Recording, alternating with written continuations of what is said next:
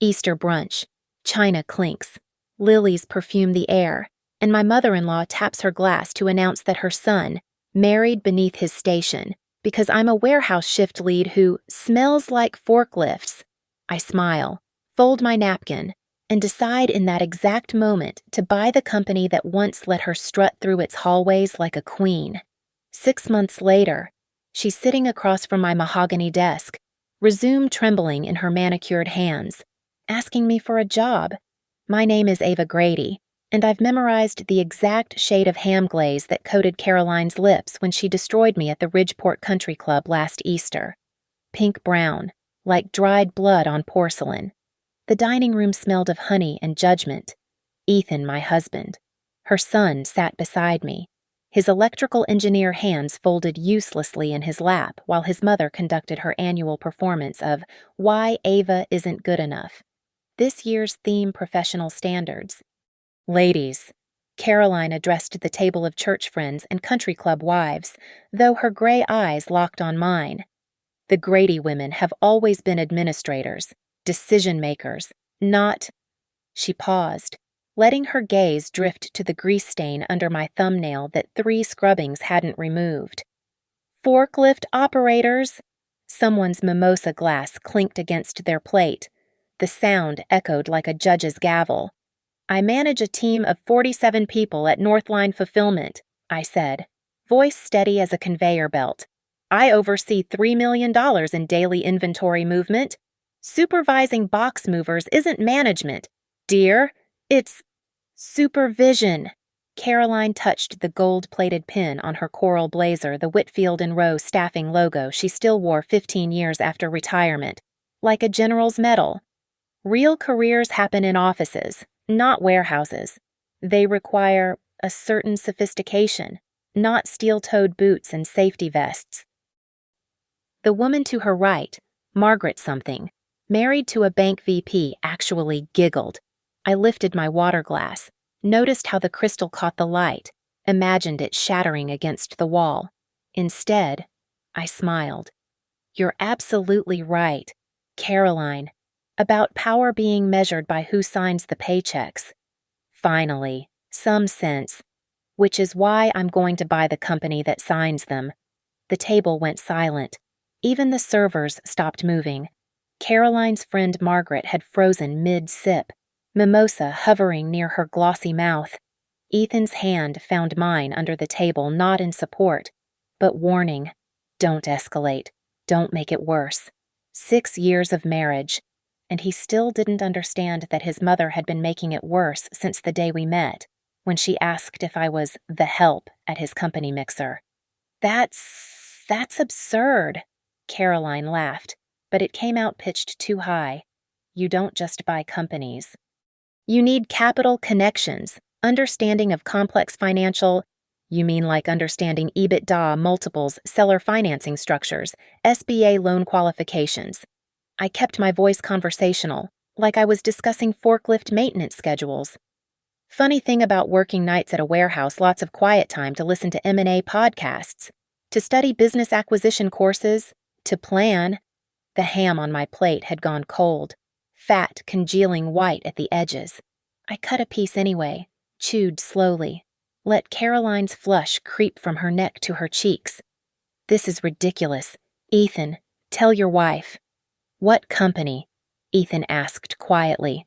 I turned to him, saw something shift in his brown eyes. Not quite support, but curiosity. I don't know yet, but it'll be one that matters. One that proves manual labor and management aren't opposites, they're partners. Or should be. Caroline stood abruptly, chair scraping against marble. I need to powder my nose. She grabbed her clutch, the one with the W&R logo embossed in the leather, and clicked away on her heels. Margaret and the others murmured excuses and followed, leaving me and Ethan alone at a table set for 12. The lilies in the centerpiece had already started to wilt, edges brown with decay. She's my mother, Ethan said finally, and I'm your wife. You don't have to prove anything to her. I laughed, bitter as black coffee at 4:15 before a shift. I'm not proving anything to her.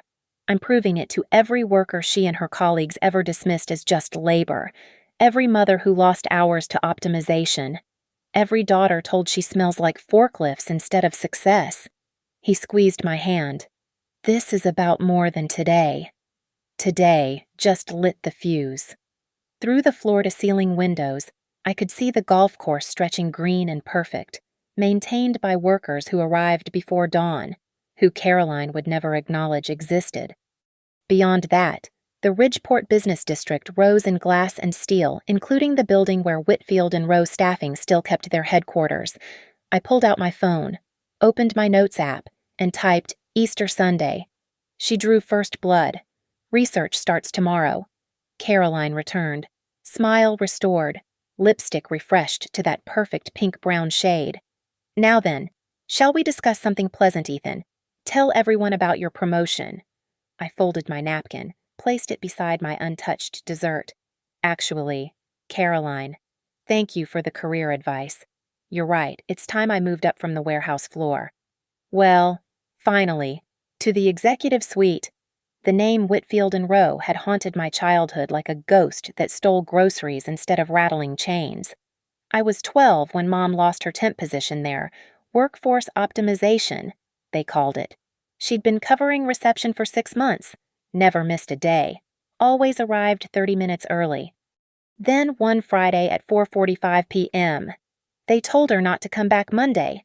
No warning, no severance. Just a photocopy of the policy manual's at-will employment clause, signed by someone in HR whose name I'd later learn Caroline Grady, Senior Human Resources Administrator. Mom cried in her car for an hour before driving home. I know because I was waiting in the parking lot she couldn't afford after-school care. So I did homework in the lobby until security kicked me out at 4:30 p.m. I watched through the chain-link fence as she sat in our rusty Honda, shoulders shaking, still wearing the blazer she'd bought at Goodwill specifically for that job. We lost the house 3 months later. Now, 22 years later, I stood in my warehouse break room at 2:15 a.m., staring at Caroline's LinkedIn profile on my phone. Pioneered cost-efficiency protocols that saved Whitfield and Rowe $2.3 million annually, her bio bragged. Translation, she'd perfected the art of squeezing workers dry. You good, boss, Marcus, one of my forklift operators, paused by the coffee machine. You've been staring at that phone like it owes you money. Just research. Marcus, how's your daughter's college applications going? His face lit up. Got into Penn State financial aid came through yesterday. That's fantastic. I meant it. Marcus had been working doubles for 2 years to save for her education. Take tomorrow off. Paid. Go celebrate with your family. For real. For real. He grinned and headed back to the floor. This was why I loved the warehouse, no pretense. No performance. You showed up. You worked hard. You took care of each other. Caroline would never understand that code. My phone buzzed. Ethan, can't sleep. Mom's still talking about Easter. She's decided you were hormonal. I typed back, hormonal no, motivated yes. 3 dots appeared, disappeared, appeared again. Finally, what are you planning? Ava, justice.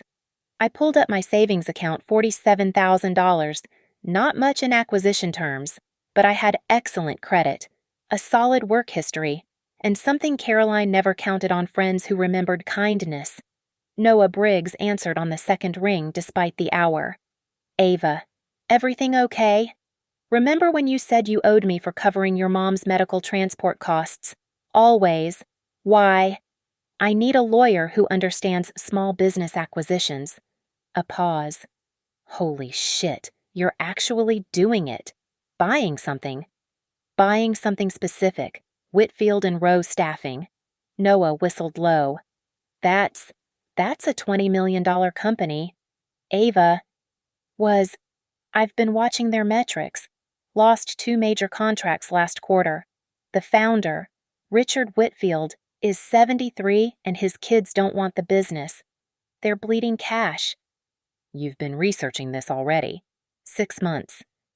Since Thanksgiving, when Caroline told everyone I'd never understand real business, Jesus, remind me never to piss you off. He chuckled. I'll pull their public filings tomorrow. What's your timeline? I want to own it by next Easter. That's aggressive. That's the point. After we hung up, I called Lena Ortiz. She answered immediately, night shift workers always do. Ava, how's my favorite warehouse warrior?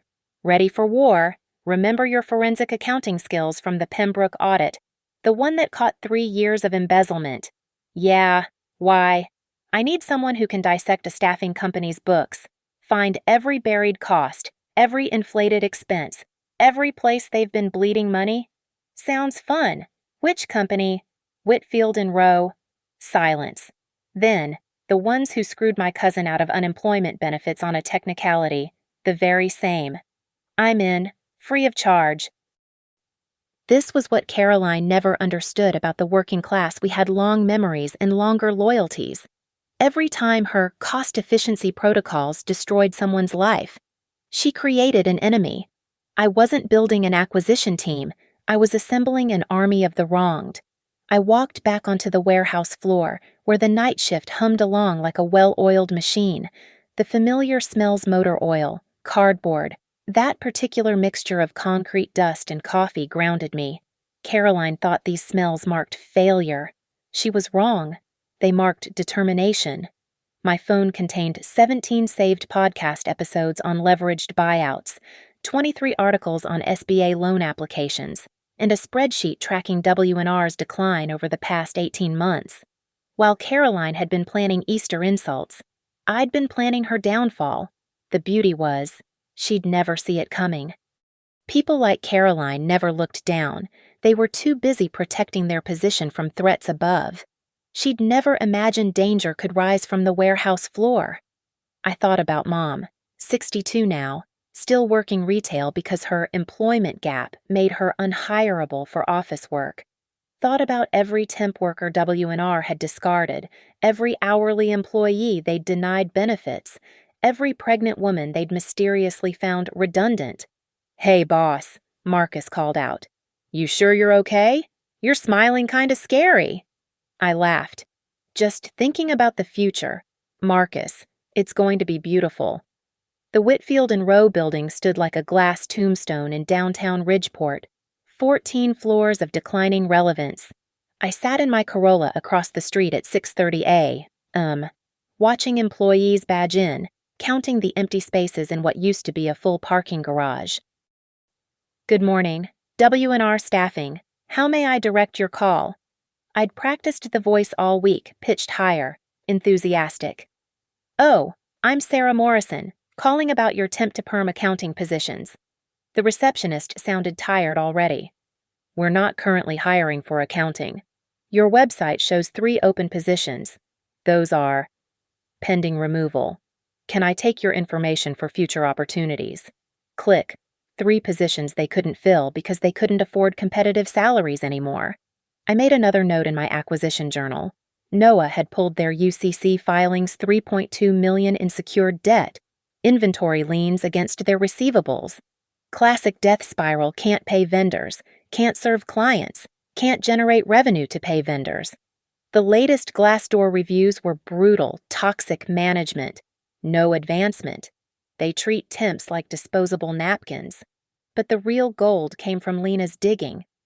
Ava, you're going to love this, she said, spreading printed screenshots across my kitchen table that evening. Annual revenue down 37% over 3 years. They're paying 8:40 p.m., rent on space they only use until 5 p.m. Their software licenses are from 2015. And look at this. She pointed to a highlighted section. They're still using paper filing for contractor compliance. In 2025, they've had 2 Department of Labor audits in 18 months. Fines. 47,000 total. Nothing criminal. Just sloppy misclassified workers. Overtime calculation errors. But here's the smoking gun. She pulled out a folder marked confidential in my handwriting. Remember that photo you sent from Easter Caroline's old HR manual? I'd snapped it at 1:20 p.m. while pretending to look for the bathroom at the country club, where Caroline kept a career memories display in her regular dining room. Yeah, I cross-referenced her policies with the DOL violations. 60% of their current problems stem from procedures she implemented. Her signature is literally on the original policy drafts that led to their biggest fines. My coffee suddenly tasted like victory. She built the foundation for their failure. Poetic, right. But here's the business case with proper systems and actual human respect. This company could be profitable again. They have established contracts, just terrible margins because they're bleeding operational costs. I pulled up my spreadsheet. Current valuation. Based on distressed EBITDA multiples, maybe $6 million. But Whitfield's desperate. I bet he'd take $4 million with the right terms. $4 million! I laughed. Know what's funny? Caroline spent Easter bragging about her executive experience. She has no idea her legacy is worth less than a McDonald's franchise. Noah arrived at 8 p.m. with Chinese takeout and deal structures. Okay, here's how we play this. You form an LLC. Already did. Red Lily Partners. Red Lily. My mom's favorite flower. She planted them after we lost the house. Said they symbolized rebirth. He smiled. Perfect. So Red Lily approaches with a letter of intent. Given their distress, we propose 10% cash down, that's $400,000, 50% SBA 7 alone, 25% seller financing over 7 years, 15% earnout based on client retention, $400,000 cash. I have $47,000. You have $47,000 and a secret weapon. He pulled out his phone, showed me a LinkedIn profile. Thomas Whitfield, Richard's son, works at Goldman Sachs. Desperately wants Daddy to retire to Florida and stop calling him for money. So you're not buying from Richard. You're solving Thomas's problem. He'll push any reasonable deal that gets this albatross off the family's neck. I stared at the numbers, the structure, the path forming from warehouse floor to executive suite.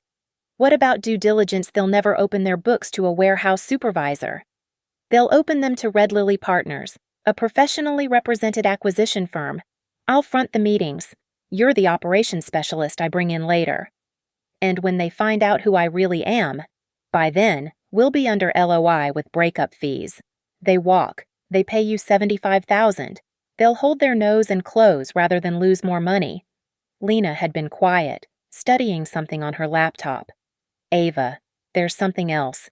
W&R's biggest remaining client is Meridian Logistics. So Meridian's VP of Vendor Management is Janet Kozlowski. Remember her. The name hit like a forklift in reverse. Janet, who W&R had screwed out of maternity leave 10 years ago on a technicality Caroline had pioneered. Janet, who'd climbed the corporate ladder with a grudge and a memory for faces. She'd love to help bury them, I whispered, or resurrect them under new management. Imagine under new ownership. Red Lily Staffing is committed to ethical employment practices. My phone buzzed. Ethan, Mom's book club is tomorrow. She's telling everyone you had a breakdown at Easter. Please don't do anything rash. I texted back. Tell her I said hi from the office. I'm working late on a project. It's 8:30 p.m. on a Tuesday. Successful people don't punch clocks. Remember. Noah started drafting the LOI on his laptop while Lena built the financial model. I called Janet Kozlowski's cell obtained through 3 degrees of separation and 2 favors. Hello. Janet, this is Ava Grady. You don't know me, but we have a mutual interest in transforming Whitfield and Rowe Staffing. A long pause. I'm listening. How would you feel about guaranteeing your current contract with W&R if they were under new management that actually understood what it's like to be denied maternity leave on a technicality? Who are you? Someone who's about to own Caroline Grady's legacy and turn it into something she'd hate, a company that treats workers like humans. Janet laughed, sharp and bright. When do we meet? The loan officer at Ironvale Bank looked like he'd rather be anywhere else than across from a warehouse supervisor asking for $2 million at 9:15 a.m. on a Thursday. Ms. Grady, while your personal credit is admirable, 793 FICO, debt-to-income ratio under 12%, 6 years of steady employment with consistent promotions. I slid my prepared packet across his mahogany desk. Page 4 shows my operations improvements at Northline reduced shipping errors by 42%, increased throughput by 28%. That's management capability. Managing a warehouse isn't the same as managing a staffing company. I opened my laptop, pulled up the model Lena had built. Staffing is inventory management with humans instead of boxes. Look at the working capital cycle W&R floats payroll for an average of 37 days before client payment. I currently manage float cycles of 45 days on $3 million in daily inventory. The skills translate. He frowned at the screen. Then his eyebrows rose. This is a sophisticated model. Page 12 shows my completion certificates from Wharton's Executive Education Online program. Nights and weekends for 2 years while running third shift. The SBA requires 25% equity injection for acquisitions. Red Lily Partners has commitment letters for $400,000 cash, plus seller financing of 25%. That brings us to 35% equity equivalent. The SBA guidelines specify that seller notes on standby for 2 years count toward equity requirements. He leaned back, studying me with new interest.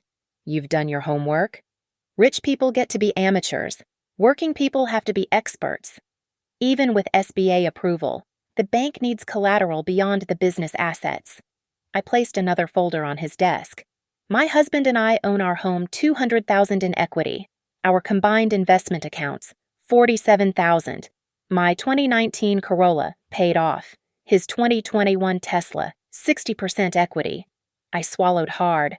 We're pledging everything. That's significant risk? So is letting people like Caroline Grady decide workers' fates from conference rooms they've never had to clean. He was quiet for a moment.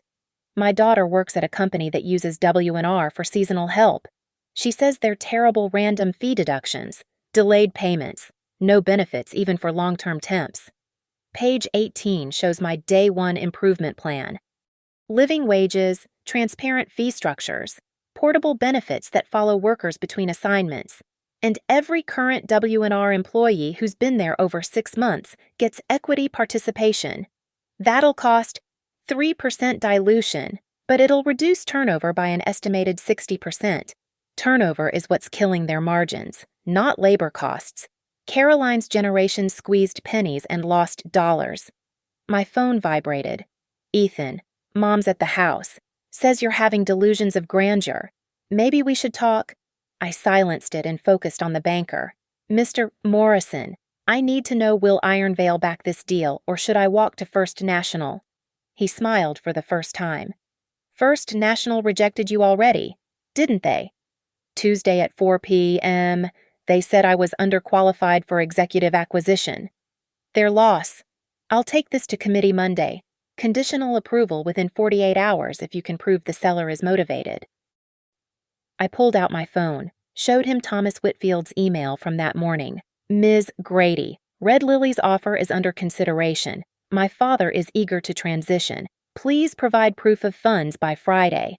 Get me that approval, Mr. Morrison, and Ironvale gets all of Red Lily Staffing's operating accounts for the next decade. We shook hands. His grip was firm, respectful, a banker's seal of approval that meant more than Caroline's country club acceptance ever could. Outside, Noah waited in his BMW, phone pressed to his ear. He held up a finger, mouthed Thomas. Understand the urgency. Mr. Whitfield, my client is prepared to move quickly, but we need assurance that your father won't get cold feet. I could hear Thomas's tight voice through the phone. My father just wants to preserve his legacy. Make sure the offer includes keeping the Whitfield name somehow, and he'll sign anything.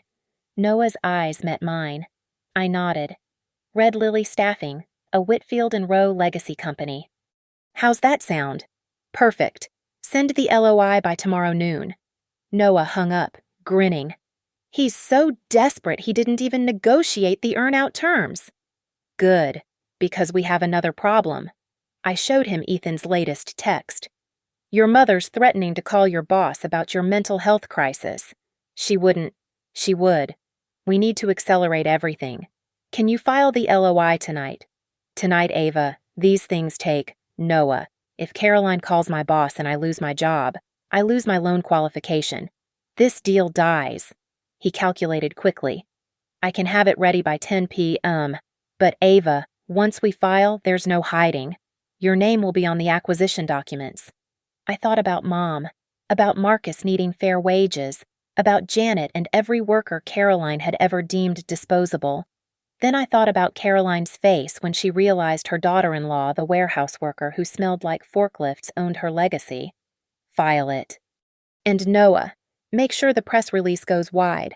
I want everyone at that country club to see it. Press release. Red Lily Partners announces intent to acquire Whitfield and Rowe Staffing. Plans ethical employment revolution. I smiled. Make sure it mentions my background in warehouse operations. Really lean into the from factory floor to executive suite angle. Noah laughed. You're not just buying a company, you're buying revenge. No, I corrected, starting my Corolla. I'm buying justice. The revenge is just a bonus. My phone rang. Ethan. Hi, honey. Ava, Mom's here. She's saying crazy things about protecting me from your delusions. What's going on? I could hear Caroline in the background. She's obviously having some sort of breakdown. Ethan, no rational person. Put me on speaker, I said. Ava, I don't think speaker. Ethan, now. A click, then Caroline's voice, clear and condescending. Ava, dear, we're all concerned about Caroline. I filed a letter of intent to purchase Whitfield and Rowe Staffing at 9:47 p.m. tonight. The press release goes out tomorrow at 8 a.m. By Easter, I'll own the company where you built your entire reputation.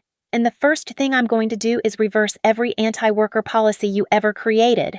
Silence. Beautiful. Crystalline silence. Then, barely a whisper, that's impossible.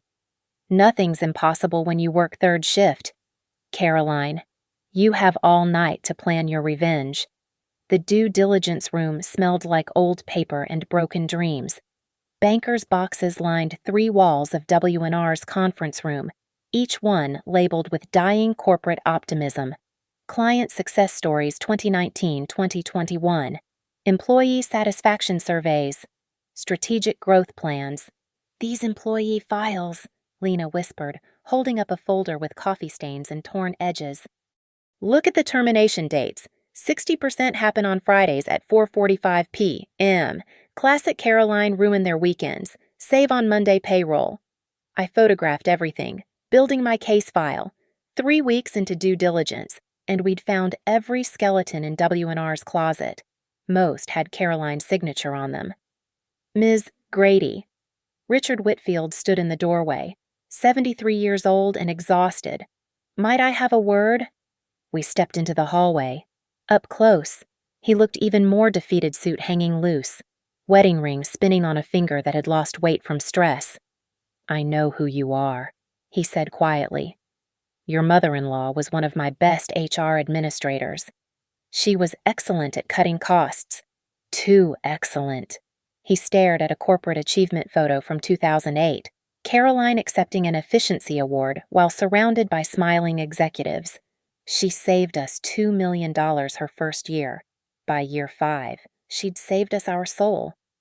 Then why did you let her? Because I was watching the numbers, not the people.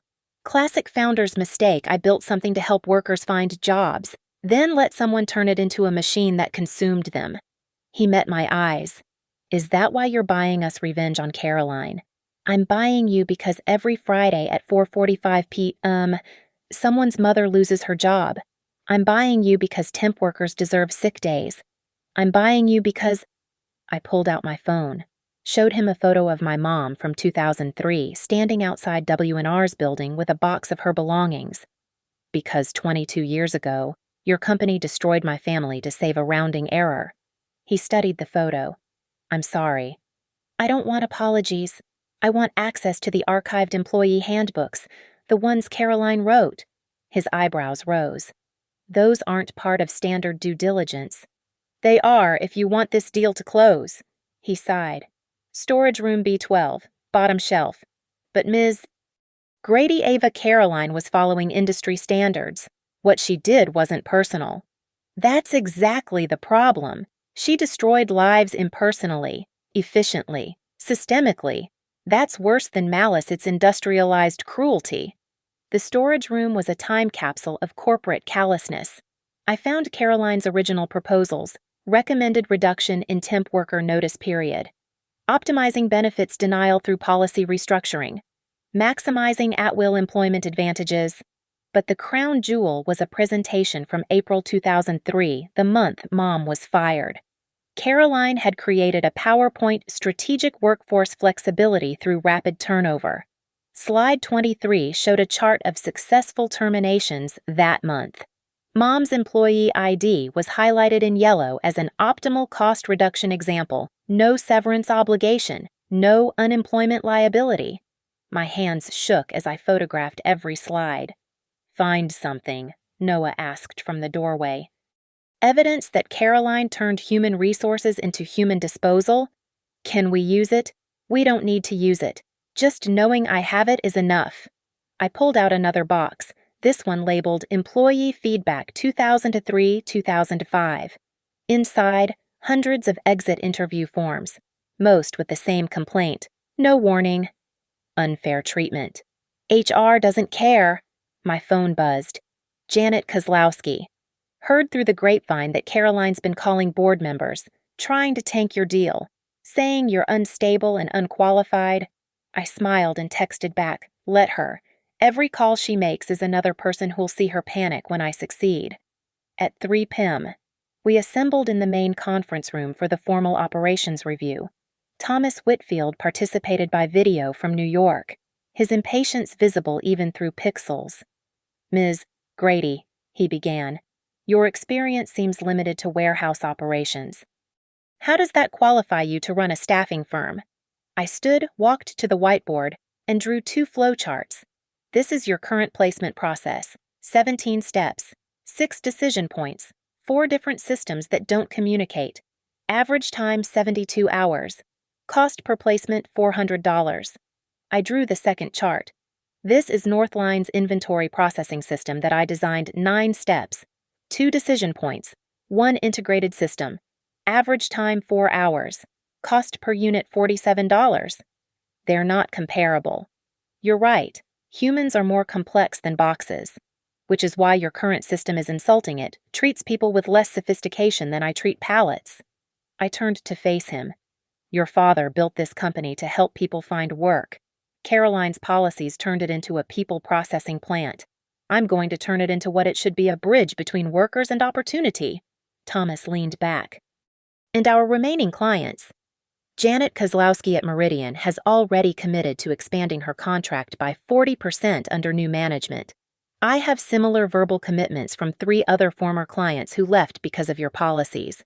Verbal commitments aren't contracts. They are when they come from people Caroline screwed over. They want to see her legacy transformed into its opposite. Richard Whitfield spoke up. "What about our current employees?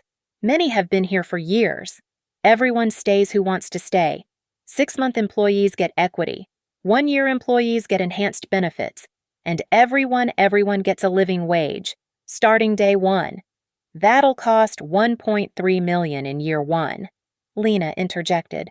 "But reduced turnover and improved client satisfaction will generate $2.1 million in additional revenue. Page 47 of our projections." Thomas shuffled papers on his screen. "This is aggressive." "This is necessary," I countered. "Your company is dying because it forgot that staffing is about people, not spreadsheets. Caroline taught you to see workers as costs to minimize. I see them as assets to invest in." "Speaking of Caroline," Richard said carefully, "she called me yesterday, said you're doing this out of spite." "I'm doing this out of justice. The spite is just motivation." At 5:15 p.m., as we packed up boxes of copied documents, Lena pulled me aside. "Ava, look at this." She showed me an email from 2004 from Caroline to Richard. "Recommend immediate termination of all temps approaching benefits eligibility threshold. List attached." 47 names, all terminated the Friday before they would have qualified for health insurance. "That's not just cruel," Lena said. "That might be legally actionable." I stared at the list. imagining 47 families losing health care for the sake of Caroline's efficiency metrics. Make copies.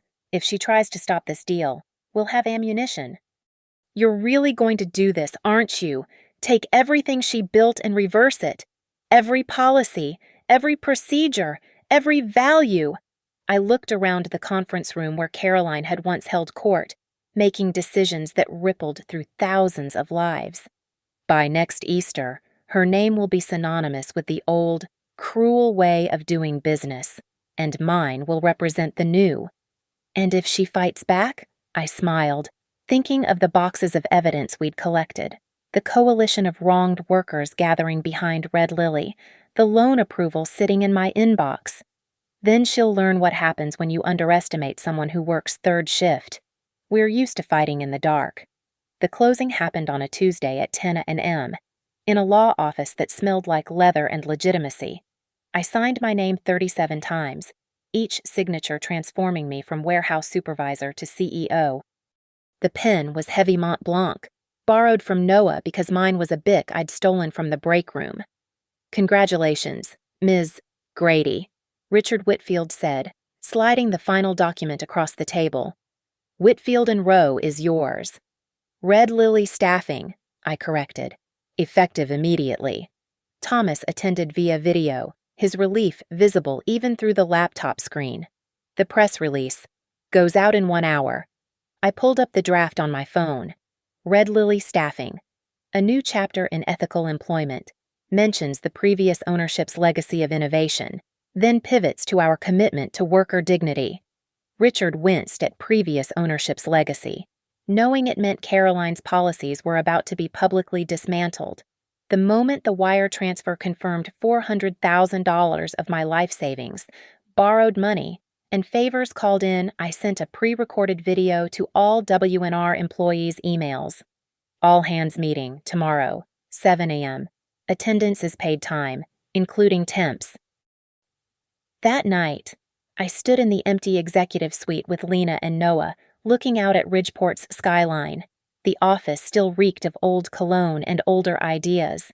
"First thing we change," Lena said, "is this carpet. It's the color of crushed dreams." "Second thing," Noah added, "is implementing those new policies before Caroline hears about the acquisition." "She already knows." I showed them my phone, 43 missed calls from Caroline, 18 from Ethan. "She's been calling since the press release hit." "You haven't answered." "She'll get her answer tomorrow at the all hands." I deliberately scheduled the meeting for 7 a.m., knowing Caroline still attended her Tuesday morning prayer group until 8:30. By the time she heard, it would be done. The conference room was packed at 6:45 a.m. Temps who'd never been allowed past the lobby sat in executive chairs. The permanent staff clustered nervously by the coffee machine, whispering about rumors of mass layoffs. I walked in wearing my best outfit, a navy blazer over dark jeans, and deliberately, my steel-toed warehouse boots. The clicking on the marble floor announced my arrival before I spoke. "Good morning. I'm Ava Grady, the new owner and CEO of Red Lily Staffing, formerly Whitfield and Rowe." I let that sink in, watched recognition dawn on faces of employees who'd been here when Caroline reigned. "I know you're worried. Acquisitions usually mean layoffs, but I bought this company to fix it, not gut it." I clicked to the first slide, a photo of my mom outside the building in 2003, holding her termination box. "This is my mother. W&R fired her with no warning to save $80 a week. That decision, signed by Caroline Grady in HR, cost us our home." Gasps rippled through the room. Several older employees exchanged knowing looks. "I'm not here for sympathy." "I'm here because what happened to her happened to thousands of others. It stops now." Next slide. Effective immediately. 1. All employees, including temps, receive a 15% raise to meet living wage standards. 2. Health benefits begin day 1, not day 91. 3. The Friday, 4:45 p.m. termination policy is abolished. If we need to let someone go, they get 2 weeks' notice and severance. A temp in the back started crying. 4. We're refunding all questionable fee deductions from the past year. Our forensic accounting team identified $300,000 in improper charges. Checks will be cut by Friday. The crying spread to 3 more people. 5. Everyone employed here as of today becomes eligible for our equity participation program. When Red Lily succeeds, you succeed. How can you afford this? Asked Denise from accounting, who I recognized from the org chart. By treating you as investments, not expenses. By keeping clients who left because they were sick of our reputation. By attracting companies that care about their workers. I clicked to Janet Kozlowski's logo. Meridian Logistics just signed a 3-year expanded contract because they trust us to treat their seasonal workers fairly. I pulled out a box from under the podium, Caroline's old HR manuals, one by one. I dropped them into a recycling bin I'd brought specifically for this moment. Every policy in these books that prioritized profit over people is dead. We're writing new ones, and I want your input. There's a suggestion box by the door, but better yet, my door is open. 3rd floor, corner office that used to be Richard's. What about Caroline? Someone called out. She built half these policies. I smiled. Caroline Grady's employment philosophy has no place at Red Lily. Her legacy ends today. At 8:27 a.m. As the meeting was ending, my phone exploded with texts from Ethan. Mom just heard. She's driving to your office. I texted back. Tell her visitors need appointments.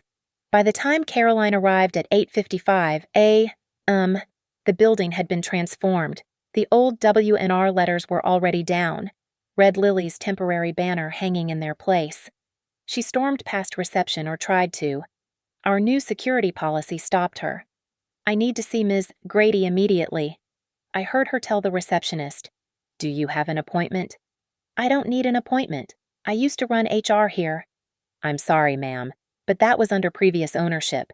Red Lily staffing has strict visitor protocols. I watched on the security monitor as Caroline's face went from pink to red to purple. She called Ethan, gestured wildly, pointed at the banner. Finally, I had her escorted to my office not out of kindness, but because I wanted her to see what I'd done to her kingdom. She entered like she still owned the place, then stopped short. I'd replaced Richard's hunting prints with photos of warehouse workers, retail employees, temps, the people her policies had deemed disposable. You vindictive little, careful Caroline. We have a strict anti-harassment policy now. Violations result in immediate removal from the premises. She stood there, taking in my desk, her old boss's desk, my view overlooking the warehouse district, my nameplate CEO in letters bigger than hers had ever been. You did this to humiliate me. I did this because someone needed to. You turned human resources into human disposal. I'm turning it into human respect. Those policies were industry standard. Those policies were cruel, and now they're history, along with your legacy here. She pulled herself to her full height, trying to reclaim some authority. Ethan will never forgive you for this. Ethan's waiting in the lobby. He drove you here, didn't he? But he didn't come up. I stood, moved to the window. He's starting to understand that his mother built her career on other people's misery. That's a hard truth to face. This won't last. You don't have the experience. I have something better. I have the experience of being on the receiving end of your policies. I know exactly what not to do. The Ridgeport Country Club's Spring Charity Luncheon was Caroline's crown jewel event. 300 of the city's elite gathered in the glass pavilion overlooking the golf course. This year's theme, Dignity in Professional Excellence. I'd known about it for months. Caroline had been planning it since January. Chair of the organizing committee. Featured speaker on women's leadership in modern business. The invitation on my desk, delivered by her own hand 2 weeks ago with a note saying, "Perhaps you'll learn something about proper professional presentation," had been the final confirmation I needed. What Caroline didn't know was that Red Lily Staffing had become the event's platinum sponsor 3 days after I closed the acquisition. I arrived at 11:45, 15 minutes before the program started. The Red Lily banner hung directly behind the podium 30 feet wide. Impossible to miss.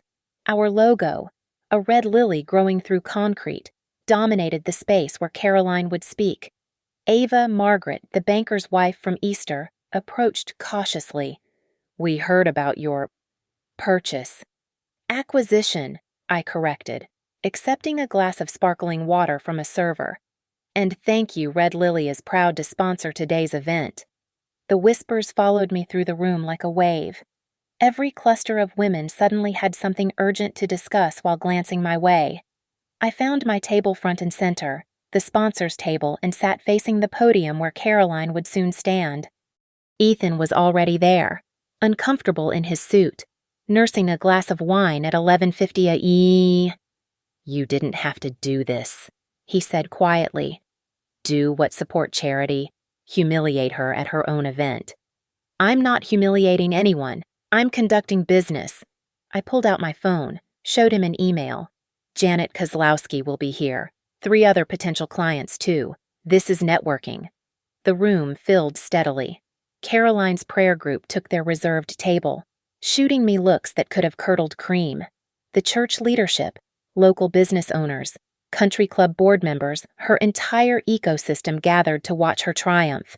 At 12:15 p.m., Caroline entered through the side door, resplendent in coral Chanel, her signature color. She moved through the room like royalty, air-kissing, laughing, pointedly avoiding looking at the sponsor banner or my table. The MC, a local news anchor, took the podium. "Ladies and gentlemen, before we begin today's program, let's thank our platinum sponsor, Red Lily Staffing, and their CEO, Ava Grady." The spotlight found me. I stood, waved, smiled directly at Caroline as 300 people applauded. Her face remained frozen in a society smile, but her knuckles were white around her clutch. "Now, please welcome our featured speaker, Caroline Grady, speaking on dignity and professional excellence." Caroline approached the podium with practiced grace, her speech cards perfectly ordered.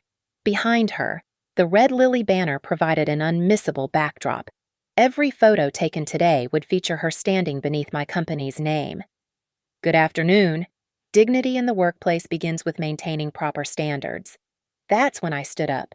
"I'm sorry to interrupt," I said, my voice carrying clearly through the room. "But as today's sponsor, I'd like to add some context to Mrs. Grady's expertise on workplace dignity." The room went silent. Caroline gripped the podium. "Please, continue your speech," I said. "But first, our guests should know that Mrs. Grady pioneered many innovative HR policies at Whitfield and Rowe Policies that Red Lily has recently had the opportunity to review and reverse." I clicked a remote I'd been holding. The screens around the room meant for the charity auction later lit up with a simple slide, Red Lily's Dignity Restoration Initiative. "In acquiring Whitfield and Rowe, we discovered systematic wage theft, benefits denial, and targeted terminations designed to avoid unemployment insurance." I clicked again. A photo appeared not of any individual, but of a stack of termination notices, all dated Fridays at 4:45 p.m. These policies, pioneered between 2001 and 2009 by their head of human resources, affected over 3,000 workers. Another click. Red Lily has established a $2 million fund to compensate those affected. Someone gasped. Multiple phones appeared, recording. But today isn't about the past," I continued, voice steady as a conveyor belt. "It's about dignity going forward. Caroline, you spoke at Easter about how manual laborers lack professional sophistication. Today, this manual laborer is offering you something sophisticated a choice." I pulled out a single sheet of paper from my blazer. "This is a pledge. It states that the signatory acknowledges that workplace dignity extends to all workers, janitors, temps, warehouse staff, everyone. That policies targeting vulnerable workers for cost savings are unethical. And that true leadership means protecting those with the least power, not exploiting them." I walked to the podium, placed the paper in front of her. "Sign this. Publicly acknowledge the harm those policies caused, and Red Lily will donate $100,000 to the charity of your choice. Refuse, and I'll donate it anyway to a fund for workers displaced by predatory HR practices." Caroline stood frozen, 300 pairs of eyes watching. Behind her, the red lily banner seemed to glow in the afternoon light. "This is extortion," she whispered into the mic. "This is accountability," I replied, loud enough for everyone to hear. "The same kind you demanded when workers missed a single minute of clock-in time." The silence stretched like pulled taffy. Someone coughed. Ice clinked in a glass. Finally, Caroline picked up the pen I'd left beside the pledge. Her hand shook as she signed her name, the same signature that had authorized thousands of terminations. "There," she said, voice cracking. "Satisfied." "Almost." I took the signed pledge, held it up. "Now apologize. Not to me, to every worker whose dignity you compromised for a efficiency metric." She looked at Ethan, seeking rescue. He stared at his wine glass. Caroline turned back to the microphone. I apologize to anyone who was harmed by policies that prioritized cost savings over human dignity." "Felt harmed," I pressed. "Or were harmed." Her shoulders dropped. "Were harmed. They were harmed. And I was wrong." The words hung in the air like a confession in church. Someone in the back started clapping slowly, uncertainly. Then another. Soon, scattered applause rippled through the room, though whether for Caroline's admission or my confrontation was unclear. I returned to my seat. "Please, continue your speech on professional dignity. I'm sure we'd all love to hear your thoughts now." Caroline stood at the podium, speech cards forgotten, staring at the woman she'd dismissed as smelling like forklifts. The woman who now controlled her professional legacy. I need a moment," she said, and walked off the stage. The MC rushed to the podium. Let's thank Mrs. Grady for her candid presentation. Lunch will be served shortly." As the room exploded in conversation, Janet Kozlowski appeared at my elbow. "That was brutal," she said. "Also, brilliant. Meridian wants to double our contract with Red Lily." I watched Caroline flee toward the bathroom, her prayer group trailing behind her like concerned disciples. "It wasn't brutal. Brutal is losing your home because someone decided you were expendable. This was just business." Ethan stood to follow his mother, then stopped. "She'll never forgive you." "I'm not asking for forgiveness. I'm demanding justice." "There's a difference." He studied me for a long moment. "The woman I married would have been satisfied with buying the company. The woman you married was taught to be satisfied with crumbs. The CEO of Red Lily demands the whole bakery." I stood, smoothing my blazer. "Your mother taught me that power means never apologizing for your ambition. I'm just a better student than she expected." Caroline stood at the podium, the signed pledge still visible in my hand, her coral Chanel suit suddenly looking like armor that had failed. The microphone caught her ragged breathing as 300 of Ridgeport's finest waited. "I need to—" She started, stopped, looked directly at me. "May I have one more moment at the microphone?" I nodded. She gripped the podium edges, knuckles white. 22 years ago, I terminated a temporary receptionist named Linda. She had a daughter who waited in our parking lot every day after school. I knew this. I fired her anyway, on a Friday at 4:45 p.m. to avoid unemployment liability. The room held its breath. "That daughter is your new sponsor. She bought my legacy and dismantled it in front of everyone who matters to me." Caroline's voice cracked, and she was right to do it. She looked at the Red Lily banner behind her. Every policy I created treated human beings as numbers on a spreadsheet. I called it efficiency. It was cruelty. Systematic, documented cruelty. Someone dropped a fork.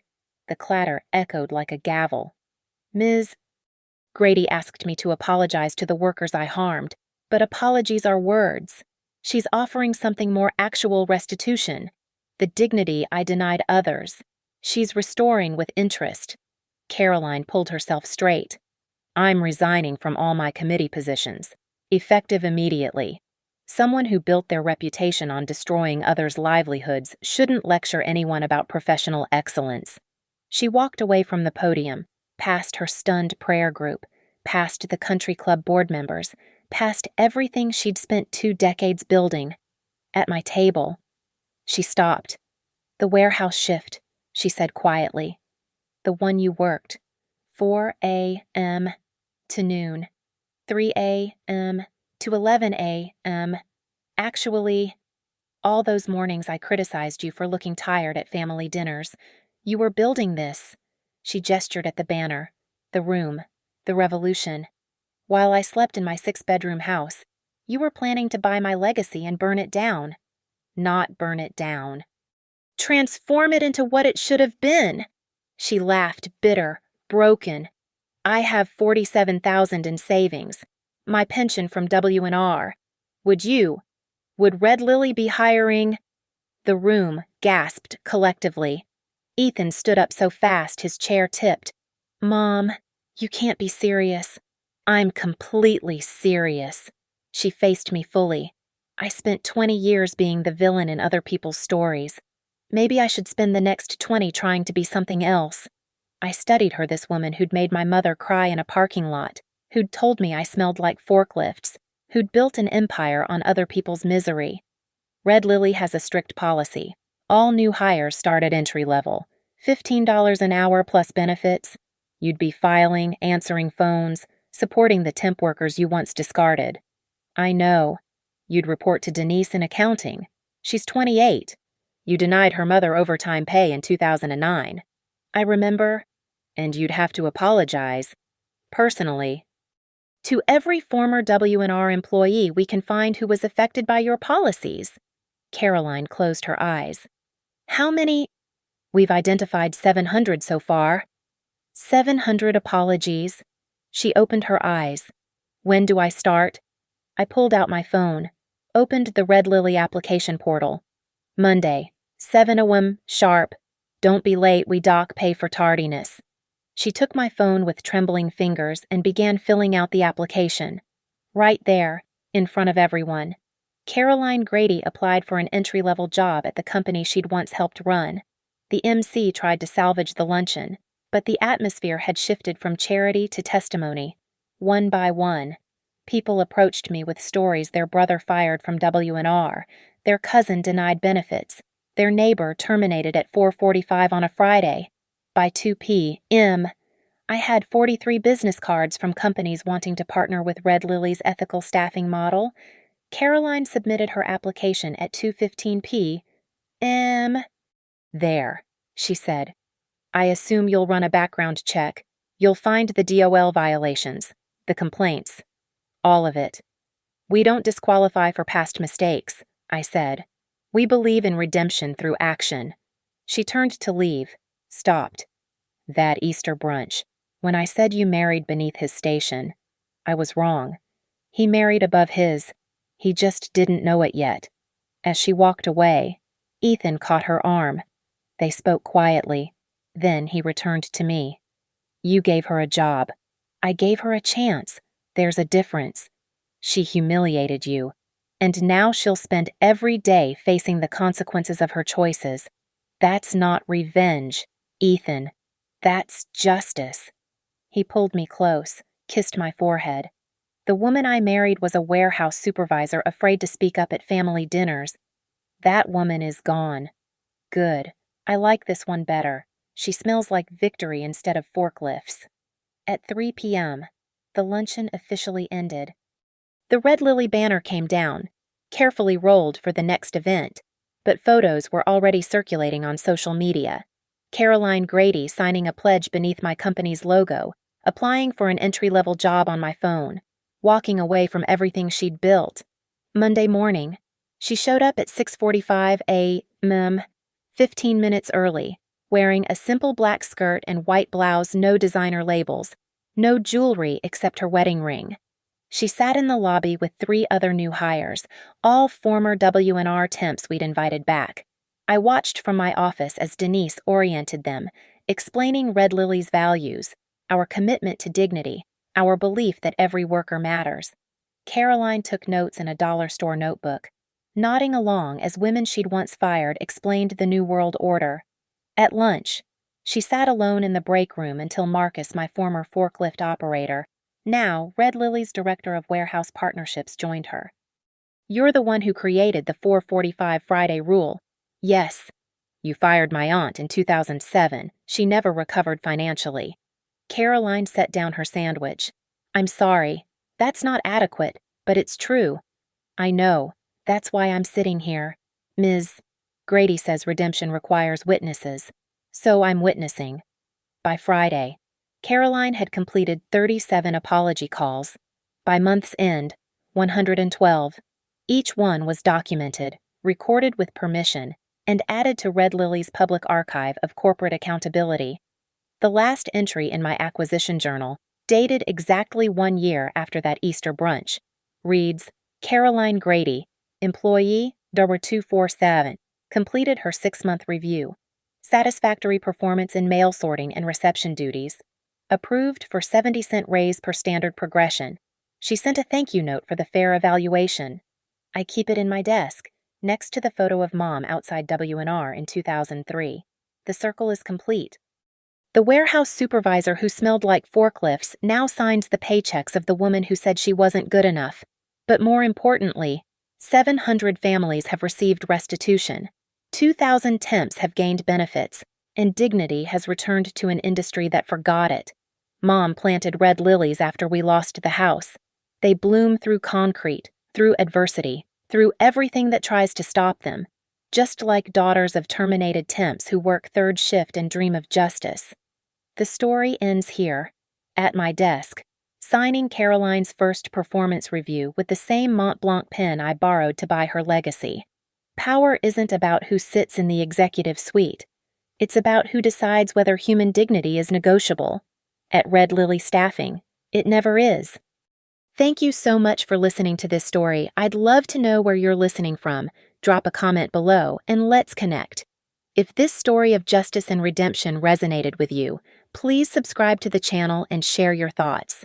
What would you have done in Ava's position? Let me know in the comments.